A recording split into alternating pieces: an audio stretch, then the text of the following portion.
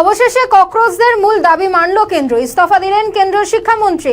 Cockroach জনতা party প্রায় সব দাবি মেনে নিল কেন্দ্র, তবে তাদের মূল দাবি ছিল শিক্ষামন্ত্রীর ইস্তফা। কেন্দ্র সেই দাবি নিয়ে আলোচনার জন্য সময় চেয়েছিল বিক্ষোভকারীদের কাছ থেকে। এরই মধ্যে শনিবার নিজের ইস্তফা পত্র প্রধানমন্ত্রী নরেন্দ্র মোদীর কাছে পাঠিয়ে দিয়েছেন ধর্মেন্দ্র প্রধান। সোশ্যাল মিডিয়ায় দীর্ঘ পোস্ট করে পদ ছাড়ার কথা জানিয়েছেন তিনি।